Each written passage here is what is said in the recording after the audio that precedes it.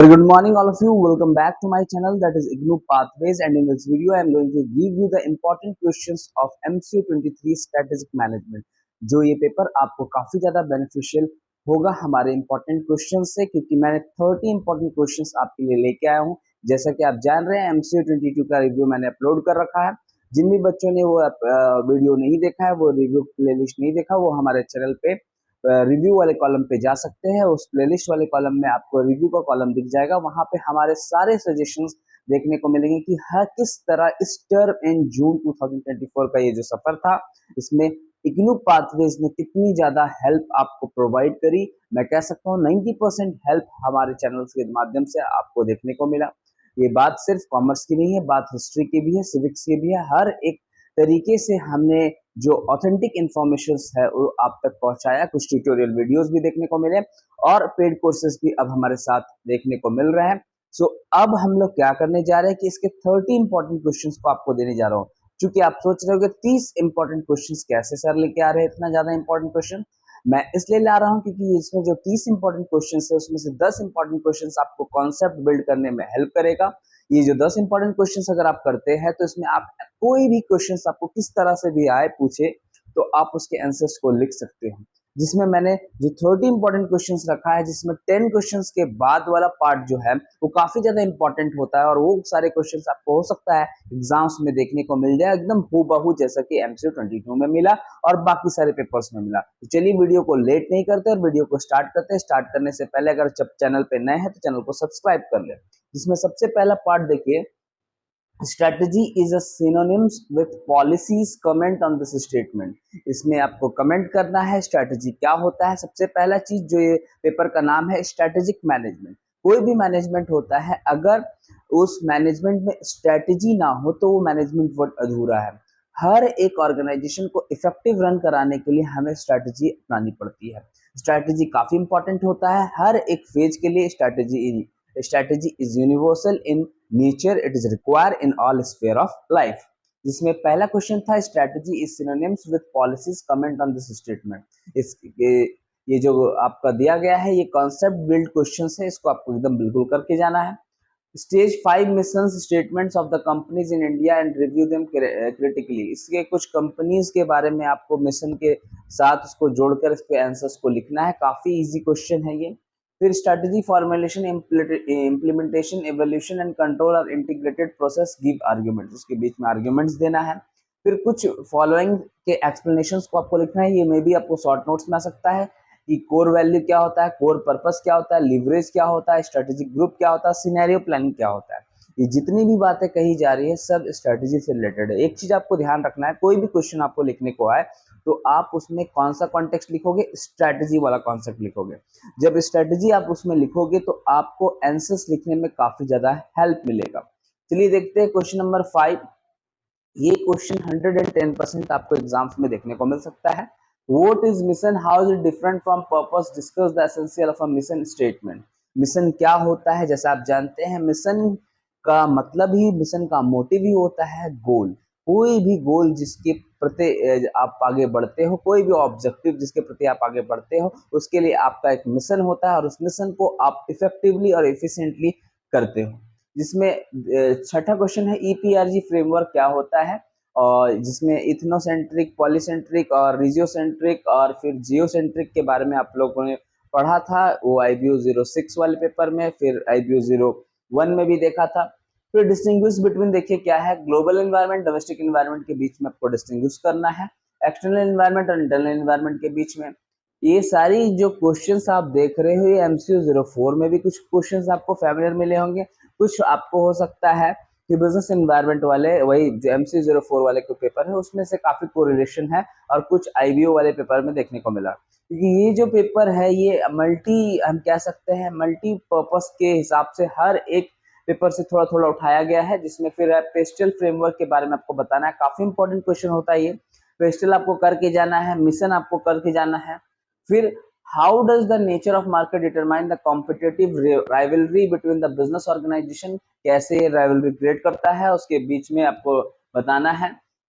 फिर resource based view important for organisation, ये बस ऐसा मैंने ये क्वेश्चन को इसलिए दिया क्योंकि इससे काफ़ी ज़्यादा कॉन्सेप्ट निकल कर आता है। इस पेपर को सॉल्व करने में, इस पेपर के आंसर्स को लिखने में काफ़ी ज़्यादा हेल्प मिलेगा। Why is resource based view important for an organisation? Without resources you can't exist, with resources there is everything. ठीक है। फिर है SWOT एनालिसिस। SWOT एनालिसिस कहने का मतलब strength, weakness, opportunity and threats है यहाँ पे। ठीक है, इसके बारे में आपको देख लेना है। क्वेश्चन नंबर 10 के बाद जो सिलसिला स्टार्ट हो रहा है उसको आपको एकदम 100% अच्छे से करके जाना है। फिर देखिए रिसोर्सेज बेस्ड व्यू वाला क्वेश्चन फिर से दोबारा मैंने लेके आया, क्योंकि ये क्वेश्चन आपको कॉन्सेप्ट देगा और इस कॉन्सेप्ट के जरिए आप मैक्स क्वेश्चंस को अच्छे से लगा पाओगे। Discuss the concept of cost leadership. Cost leadership का कॉन्सेप्ट क्या है उसको बताना है। डिफरेंशिएशन स्ट्रेटजी कैसे अपनाओगे वो चीजों के बारे में बात करना है। Fragmented industry, emerging industry, declining industry के बीच में आपको एक कॉम्पिटिटिव स्ट्रेटजी तैयार करनी है, उसके बारे में बताना है। डाइवर्सिफिकेशन क्या होता है उसको देखना है। फिर स्टेबिलिटी स्ट्रेटजी को देखना है। फिर टर्न अराउंड स्ट्रेटजी के बारे में है। क्वेश्चन नंबर 19 काफी ज्यादा इंपॉर्टेंट होता है लीडरशिप, क्योंकि जब भी स्ट्रेटजी की बात आएगी तो स्ट्रेटजी को रूल कौन करता है? लीडर करता है। तो लीडर सबसे इंपॉर्टेंट फेज है, इस लीडरशिप को आपको बिल्कुल करके जाना है। फिर कॉर्पोरेट कल्चर क्या होता है? जैसा कि आप जान रहे हैं कि कॉर्पोरेट वर्ल्ड में हम लोग जी रहे हैं, सर्विस सेक्टर हमारा सबसे सुपरफिशियल है। ठीक है। फिर हम कह सकते हैं रोल ऑफ लीडरशिप, जिसको स्ट्रेटेजिक मैनेजमेंट में कैसे हम उसका रोल देख सकते हैं। प्रोडक्टिविटी बढ़ाने में क्या रोल हो सकता है लीडर्स का, उसके बारे में है। फिर कॉर्पोरेट गवर्नेंस क्या होता है उसको आपको देखना है। क्वेश्चन नंबर 23 देखिए, जो काफी ज्यादा मतलब हम कह सकते हैं कि एकदम टू द पॉइंट और प्रीसाइज पूछा गया है। Briefly explain some areas in which organisation established quantitative evaluation criteria. या क्वांटिटेटिव इवैल्यूएशन के बारे में बात कही जा रही है, जिसमें कुछ डाटाज होते हैं, इस डाटाज को आपको मेंशन करना है इसमें। फिर है what is the purpose of transfer pricing. Transfer pricing का क्या पर्पस है उसको आपको लिखना है। फिर क्वेश्चन नंबर 25 देखिए, discuss the importance of balanced score card in the present context. फिर है what is the importance of structure for the evolution of strategy, और इसके एडवांटेज बताने हैं प्रॉफिट सेंटर से। फिर ये जो 27 नंबर क्वेश्चन है इसको 100% कर लीजिए, ये काफी बार पूछा जाता है और ये जो क्वेश्चन है ये काफी यूनिक क्वेश्चन है, जिसमें पॉटर के 5 फोर्सेस को आपको बताने हैं। Framework in analysing the competitive environment of an industry. फिर इसमें आपको कॉन्सेप्ट देना है, उसके इम्प्लीकेशंस को देना है, डिफरेंशिएशन स्ट्रेटजी को और एग्जांपल्स के साथ देना है। 20 मार्क्स का क्वेश्चन बनता है, काफी इंपॉर्टेंट होता है, इसको एकदम करके जाना है। क्वेश्चन नंबर 28 देखिए, स्ट्रेटजी इंप्लीमेंटेशन। एक स्टेटमेंट दिया गया है बच्चों, और इस स्टेटमेंट को पढ़कर आपको उसके बारे में ब्रीफ देना है। ठीक है। Strategy implementation is as good as starting a new business in detail and compare it with the new challenges, with the challenges starting for a new venture. Also compare horizontal integration with vertical integration strategy.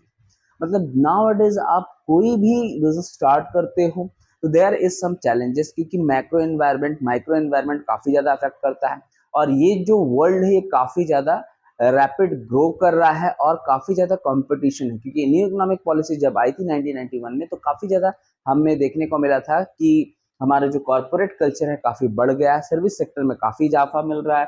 तो उसके हिसाब से आप इसके answers को prepare करोगे। हालांकि ये सारे क्वेश्चंस के पीडीएफ मैंने रेडी कर दिए, इसके आंसर्स के पीडीएफ मैंने रेडी कर दिए। जिन भी बच्चों को इसके पीडीएफ चाहिए उसे मुझे एक नॉमिनल से अमाउंट देकर इस पीडीएफ को आपको ले लोगे। और इसके पीडीएफ आप कैसे बाय करोगे? तो हमारे दिए गए सजेशन बॉक्स में आपका इसका नंबर है, या डिस्क्रिप्शन बॉक्स में हमारा नंबर है, वीडियो पे जो नंबर चल रहा है उससे आप हमारे सजेशंस को बाय कर सकते हो। क्वेश्चन नंबर 29 को देखते हैं, जिसमें देखिए क्वेश्चन 29 और 30, और हम बात करें 25 से 30, ये very very very important questions है।